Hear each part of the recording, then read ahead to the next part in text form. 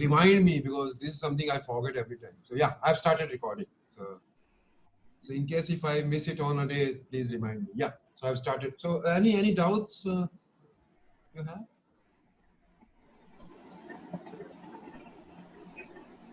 Any concepts which you're finding difficult to understand?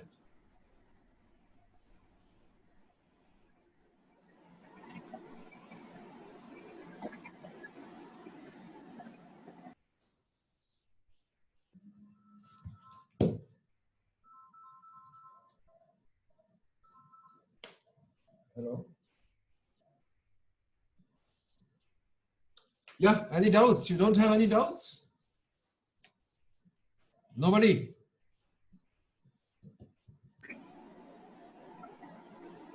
Sir, Yeah, good. I'm Amorto. So the thing is that while you were discussing about the loss function in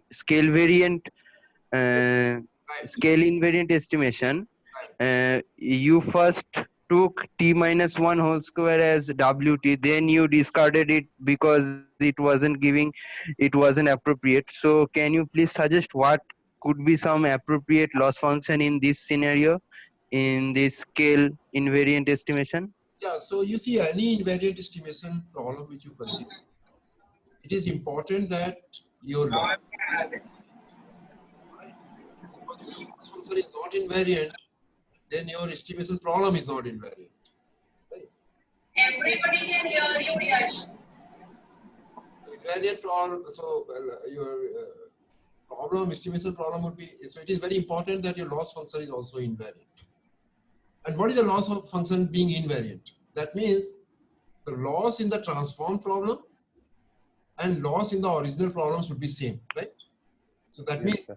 whether you are making measurements in inches or making measurements in centimeters, as long as the structure of two problems is same in terms of the probability distributions are same, except that parameters just shifts a little bit, but set of probability distributions remain the same, then the loss functions would be invariant. What does that mean?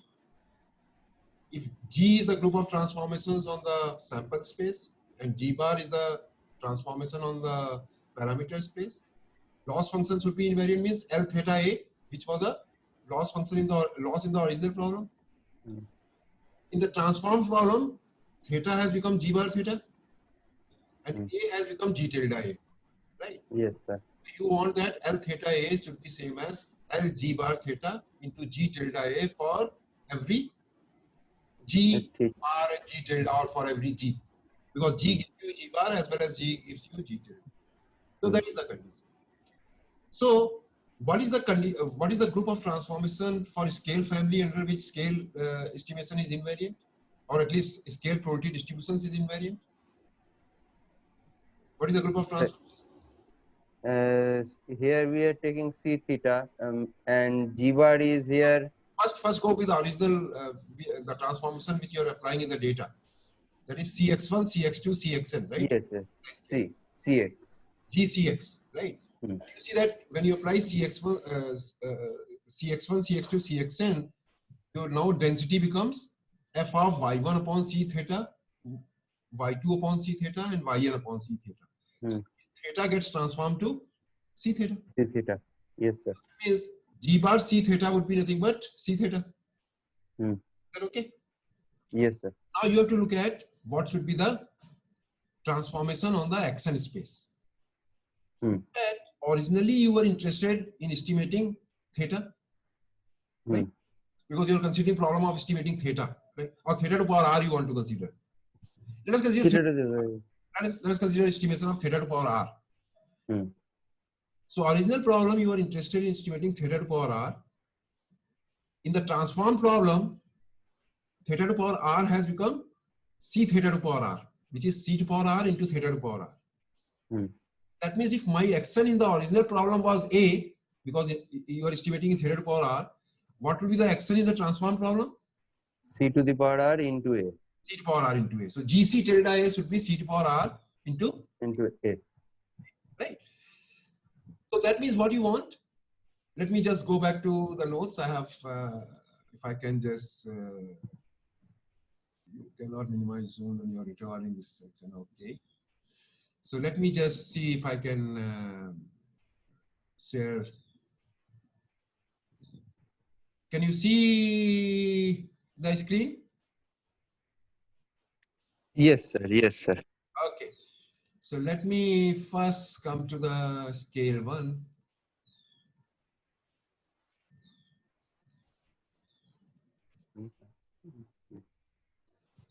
Yeah. So this is the transformation I was saying, which you apply on the observations. Yes, sir. Under these observations, you get G bar C theta as C theta, GC tilde as C to power BA, because here you're estimating theta to power B, right? Now, for loss function to be invariant, this should be satisfied. L theta A should be same as L G bar C theta into G C tilde A, right? L theta A was the loss function in the original problem. In the transformed problem, theta has changed to G bar C theta and A has changed to G C theta. The weighting law. All right. Yes, sir. This is what should happen, which is equivalent to saying that L theta A should be same as L of G bar C theta is C theta, GC theta is C to power B for every C positive, theta positive, and A positive. Right? So I have too many degrees of freedom, especially in terms of C. So what I do is I can choose C to be 1 upon theta. I put first C is equal to 1 by theta because this happens for every C positive, theta positive, and A positive. So I choose C to be 1 by theta. Then it says that L theta A should be same as L of 1. C I have chosen to be 1 upon theta, so it becomes A upon theta to power B. This says that L theta A should be L of 1 into, and A upon theta by B. So that means it says my loss function should be a function of A upon theta to power B. Or in other words, it should depend on theta and A only through A upon theta to power B. This implies that L theta A should be some function of A upon theta to power B. Right? Yes. Theta greater than 0 and A greater than 0. Where W is any function. Right? Now converse is also always true. You can always see if your loss function is of this type, then it would be invariant. Why? Because you have to see whether L theta A is same as L G bar C theta and G theta C tilde A or not. You have to see whether L theta A is same as L C theta and C to power B A or not. So if I replace A by C to power BA and theta by C to power theta, A to power B, A to power B gets cancelled and you again get L theta A, which is nothing but W of A by theta to power B. Is that okay? So converse also. So what I conclude is in the scale invariant problem, my loss function would be invariant if and only if it is a function of W upon A by theta to power B. So you can choose any W. So I choose W to be T minus 1 whole square. In that case, it would be equal to A upon theta B minus 1 whole square. Yes, sir. Same as A minus theta B whole square upon theta to power 2B. So it is like a squared error loss function, except that you have scaled it by theta to power 2B. Squared error would have been A minus theta B whole square. But it says A minus theta to power B whole square will not be invariant. Because A minus theta to power B whole square does not depend on A upon theta to power B. Is that okay? Yes, sir. Yes, sir. You get my point? That loss function, if I consider loss function L theta A to be minus theta to power B whole square, then this loss function is not invariant because it depends on A minus theta to power B, not A upon theta to power B. Because you wanted your loss function to be invariant. If you wanted your loss function to be invariant, it should be a function of W of A by theta to power B. Right? Yes, yes, yes. And that is why you consider W to be T minus 1 whole square, which gives me A upon theta to power B minus 1 whole square, which is A minus theta B whole square divided by theta to power 2B. So you'll have to divide it by theta to power 2B to make it scale invariant. Otherwise, it will not be scale invariant. Is that okay? Okay. Okay, sir. Okay. Yeah. Yeah. Any other doubt anybody has?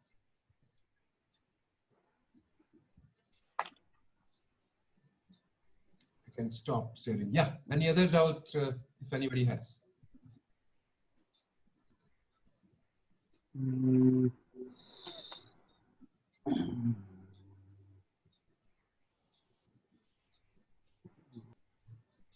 I think one of you were asking some doubt through email. Avik, you were the one who asked something from the email? Yes, sir. So now it is clear, sir. I thought that the group of transformation will be same for G bar and G tilde, but So even in the last example in the scale one, yes, I showed you, right? yes, sir. Yes, sir. In the Yes, it is. video lecture. Okay. Any other doubts anybody has? Yeah, feel free to it doesn't matter how silly your doubt is. Be open and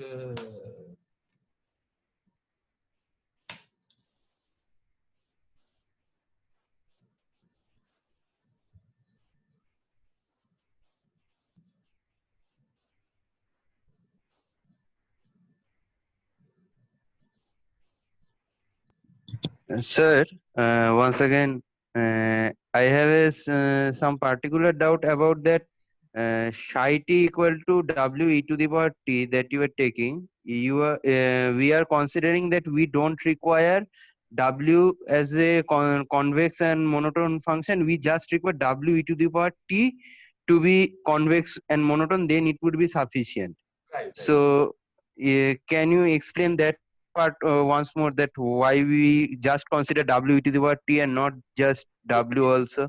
Is this there in the notes? Then I can share the notes and then. I think it is not, sir. I think it's only in the video lecture only. That differentiation that you did, but it is mentioned once in your notes. Okay, so let me just go over there and see if I can explain it from the notes.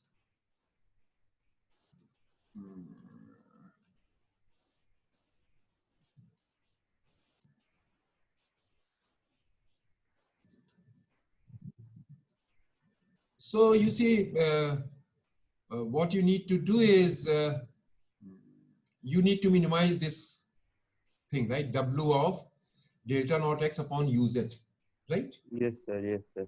Now note that everything is W naught would be a positive function, right? Because you are estimating theta to power b, right? Theta is positive.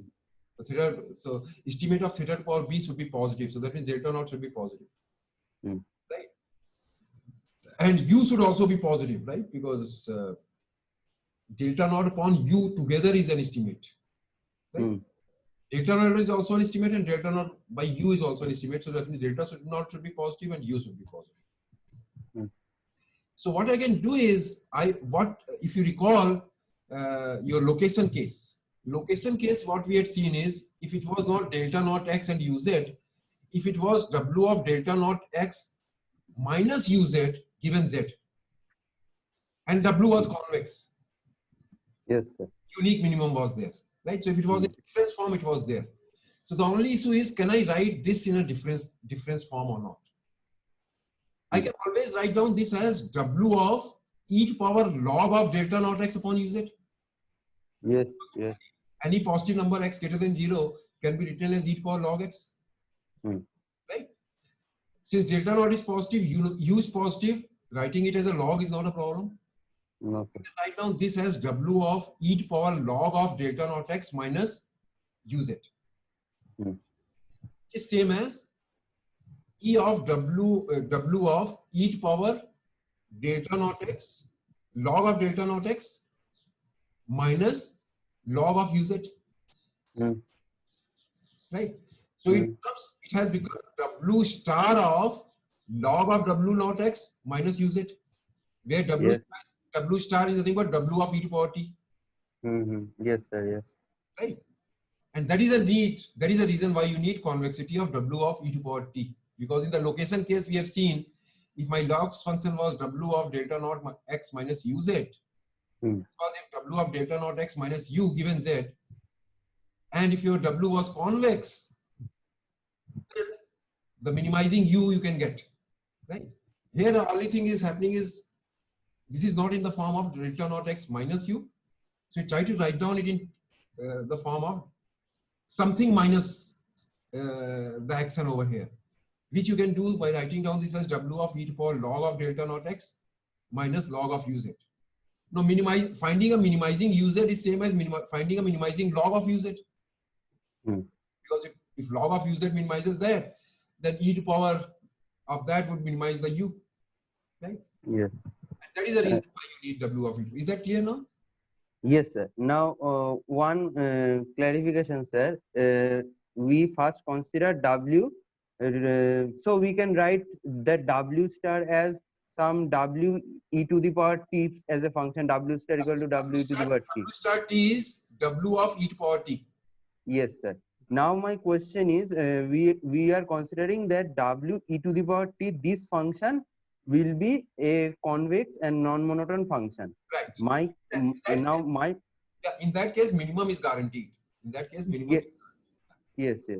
Now my question is, in this case, during the scale location, scale invariant estimation, we do not require that W, just W to be convex or non-monotone. We require W e to the power t to be convex or non-monotone. If that's right, sir? Right. W e to power T you require to be considered. Okay, sir. Okay, sir. So that's why we can drop that whether W is non-monotone or non-monotone or convex. We can drop that. For example, in the case of square error loss function, when you are considering W T as T minus 1 whole square, right? W T was T minus 1 whole square. So what would be W of E to power T? E to the power t, e to the power t minus 1 whole square, that would become. That would be coming. So Yes, sir. Yes. the question is e to power T minus 1 whole square is convex or not? Yes, sir. So I take its derivative. It's Mhm. 2 times e to power T minus 1. Its double derivative becomes 2 times e to power T. Yes. Mhm. Mhm. Wt would be e to power 2t minus e to power t plus 1, right? If I take its double Yes. derivative, it becomes e to power 2t first derivative becomes 2 times e to power 2t, right? Yes. And minus e to power t becomes e to power t. So that Yes. 2 times e to power 2t minus e to power t. Second derivative is 4 times e to power 2t minus e to power t. Mm. And you can see that this would always be greater than 0 for t positive, because here t is positive, right? And it would, Yes. Sir. you can see that this is also non-monotone. So minimum is guaranteed, right? Mhm. Okay, sir. Okay. Anything else? Mm.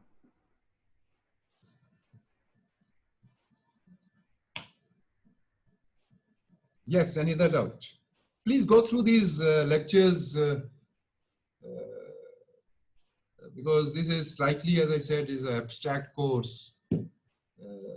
So if you don't go through those lectures, don't struggle with different concepts, then it may be difficult. But once you have gotten over it, then you see that whole invariant estimation, at least the location, scale, and affine, they all three are same. The only difference is, in each case, different group of transformation is coming. Otherwise, the protocol to deal with the problem is same. So the only thing is, if you can understand what does invariance is, in layman terms, I've already explained you. Invariance says that if your problem has a nice structure, then your invariant rules, then you should use estimators which have a nice structure. Right? In other words, if your estimation problem is such that it remains invariant even if you apply certain group of transformations to it, which is equivalent to saying that you're applying a group of transformation, what is happening? That means you're changing x, magnifying x by applying the transformation, which is in certain sense can be considered equivalent to you're applying some change of units to x, right? Because when you apply the transformation cx to x, it is equivalent to changing its units in certain sense. Applying a transformation cx plus d to x, it is changing units in it. Now, if you realize that even after changing the units, I remain in the same setup. That means if original I was in the normal model, I still remain in the normal model. My parameter space remains the same. My set of probability distributions, that means, remains the same. Then, if I was estimating theta over here, I should look at what should be the corresponding theta over here under the transformation. So my estimates should correspond, and which is equivalent to saying that my estimators would be invariant. And then you see that in certain situations, especially when G bar acts transitively, the best invariant rule you can find out. In many situations, you will not be able to find out best invariant rule, especially in situations where G bar does not act transitively on theta. Like in the binomial case. Binomial case, we saw that this problem is invariant under group of transformations which has only two elements. One is the identity map. The second is Gx is equal to n minus x. Identity map takes theta to theta. Gx equal to n minus x takes theta to 1 minus theta. For G bar to act transitively, you should have any two elements related through some G bar. So in the binomial problem, if G bar was acting transitively, I should relate any theta 1 and theta 2 either through identity map, that is in theta 1 is equal to theta 2, or theta 1 is equal to 1 minus theta 2. But that is not happening because that would happen only when either theta 1 is same as theta 2 or theta 1 plus theta 2 is 1. But whole parameter space 0 to 1 has elements like 1 by 2 and 1 by 4. So they are not related through any. So here, you cannot say that your risk function is constant. The only thing you can see is risk function at point theta is same as risk function at the point 1 minus theta. But risk function is not constant. There is certain symmetry, but risk function is not constant. So in this case, finding the best invariant rule may not be possible. In the location case, it was possible because it was G bar was acting transitively. Scale case, it was possible because G bar was acting transitively. Affine case, it was possible because your G bar was acting transitively. But that may not be always the case. Yeah, any other problem?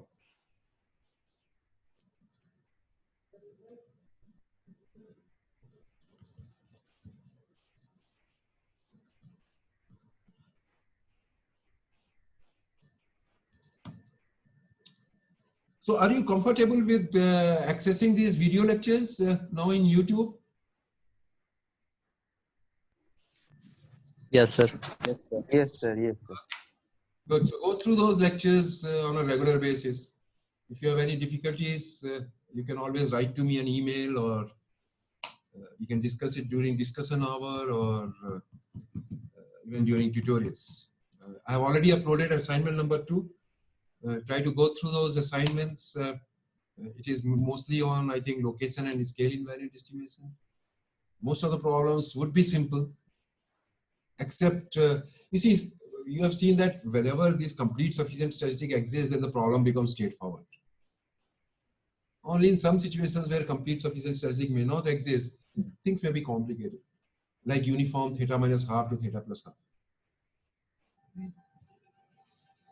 But normal case, other cases, it is very easy, right? Because independence comes, so minimizing that, while minimizing that delta naught minus u, you don't have to deal with the conditional expectation that u would be a constant function. Yeah, any other doubt?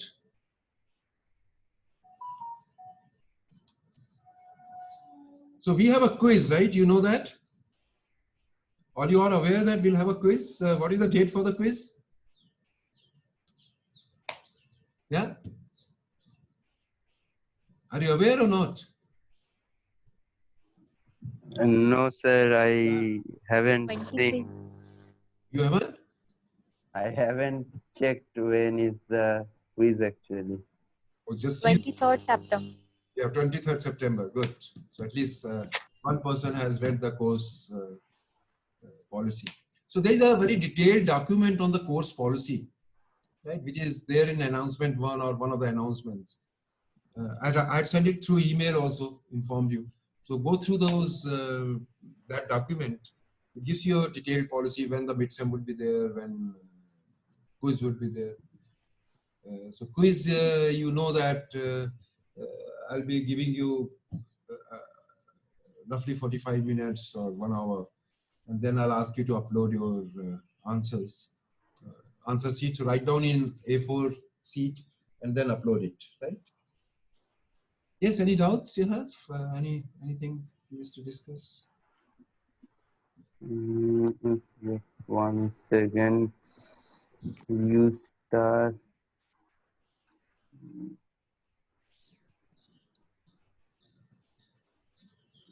Sir, while we were calculating MRI, that it is if if and only if that W is strictly convex, then only can we get a unique MRI, right?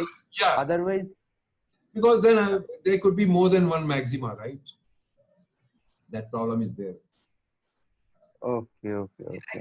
Any maximization problem, when you consider, there could be more than one maxima, right?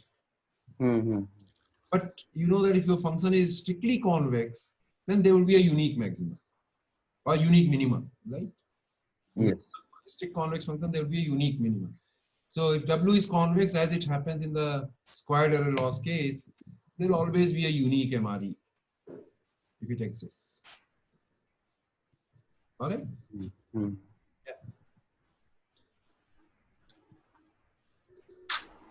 Sir, in the scale Yeah. invariant estimation, where you define the first lemma, so before that, I have some difficulty in understanding one step. Yeah. So before first lemma, Yes, sir. okay. Let me just.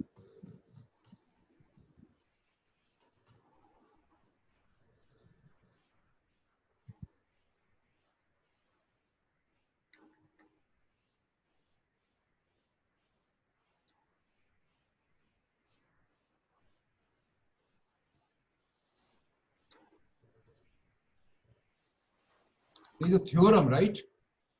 Before this, which page number is it? Can you tell me the page number?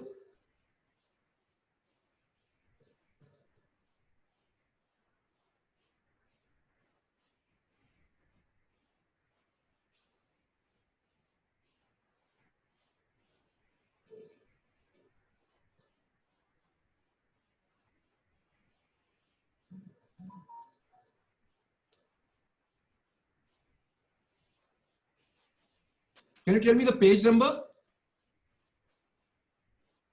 Sir, actually, I am seeing my notes only. You are seeing your notes. Yes, sir, which I have noted down from the video lecture. I have not gone through your handwritten notes. Oh, you have no, oh, you have handwritten notes. Tell me what does it talk about? Then I can just say. Sir, where you have defined the delta of x1 by mod xn up to xn minus 1 by mod xn by mod xn, and then you have defined the u, which is one-to-one function of this. So, how is it one-to-one function Okay. of it? Okay. So I think I got your point. You are saying that I conclude that u should be a function of x1 upon mod xn, x2 upon mod xn, xn minus 1 upon mod xn, and xn upon mod xn. Then I say that no, this is equivalent to saying that u is a function of x1 upon xn, x2 upon xn, xn minus 1 upon xn, and xn upon mod xn. Is that your doubt? Okay, Yes. I got it. So let me just. Is the screen visible? No, sir. Okay, I haven't shared the screen, so that's the reason. Let me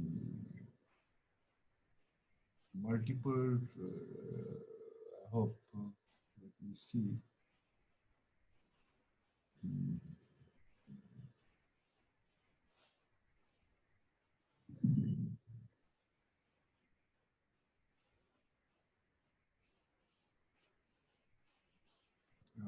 Okay.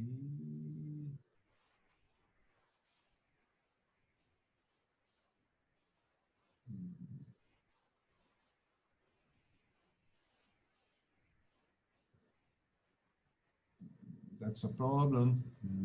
Okay, so actually this recording is on, so that's a. So what I am going to do is I am going to pause recording for a while, and then I'll try to share the screen, and then I can start the recording. Right? Just let me pause it.